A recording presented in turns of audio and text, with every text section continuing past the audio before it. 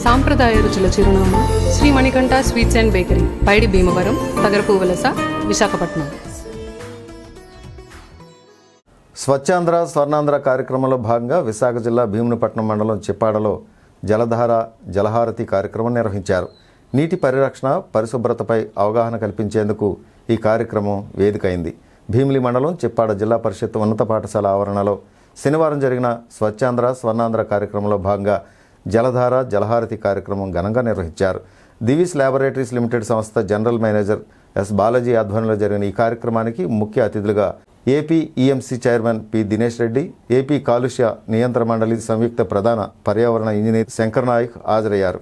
ఈ సందర్భంగా వారు మాట్లాడుతూ నీటి ఆవశ్యకత, పరిసరాల పరిశుభ్రతపై ప్రజల్లో అవగాహన పెంపొందించాల్సిన అవసరం ఉందన్నారు.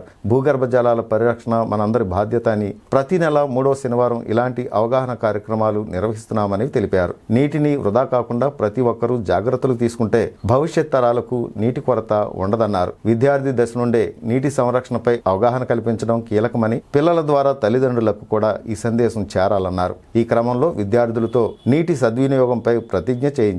ఈ కార్యక్రమంలో పాఠశాల యాజమాన్యం, పరిశ్రమ ప్రతినిధులు, కాలుష్య నియంత్రణ బోర్డు అధికారులు కలిసి గ్రామంలో పరిశుభ్రత చర్యలు చేపట్టారు. అనంతరం దివీస్ ల్యాబొరేటరీస్ లో ట్రీట్మెంట్ ప్లాంట్ ను సందర్శించిన అధికారులు వ్యర్థ జలాల శుద్ధి విధానాలను పరిశీలించారు. పరిశ్రమల నుండి వచ్చే వ్యర్థాల నిర్వహణను ప్రత్యేక సాఫ్ట్వేర్ యాప్ ద్వారా ఆన్లైన్ లో పర్యవేక్షిస్తున్నామని తెలిపారు. జీపీఎస్ పరికరాల ద్వారా వ్యర్థాలను తొలగించే వాహనాలపై నిఘా ఉంచుతున్నామని, సముద్రంలో విడుదల చేసే వ్యర్థాలు పూర్తిగా శుద్ధి అయ్యేలా చర్యలు తీసుకుంటున్నామన్నారు. ముఖ్యమంత్రి నారా చంద్రబాబు నాయుడు సంకల్పంతో వ్యర్థాల నిర్వహణను మరింత సమర్థవంతంగా చేయడానికి ఆధునిక సాంకేతికతతో కూడిన కొత్త యాప్ రూపొందిస్తున్నామని స్పష్టం చేశారు.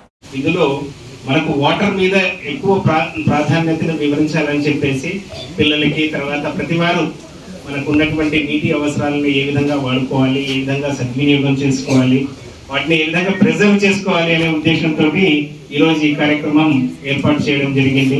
మీకు అందరికీ తెలుసు, మనకు ఉన్నటువంటి మన చుట్టూరా వాటరే ఉంటుంది, కానీ మన ఆ వాటర్ని వాడుకోవడానికి, ఉపయోగానికి, అవసరానికి రాదు.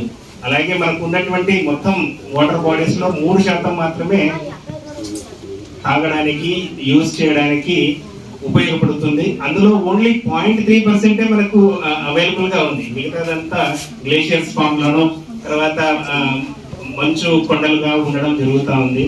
కాబట్టి ఉన్నటువంటి నీటిని మనం సద్వినియోగం చేసుకుంటూ దుర్వినియోగం చేయకుండా కాపాడుకోవాల్సిన బాధ్యత మన అందరిపైన ఉంది. కాబట్టి ఈ రోజుటి పౌరులే రేపటి, ఈ రోజు పిల్లలే రేపటి పౌరులు. కాబట్టి మీరందరూ ఈ విషయాల్ని చక్కగా అవగాహన చేసుకొని ముందుకు తీసుకెళ్తారని కోరుకుంటున్నాను.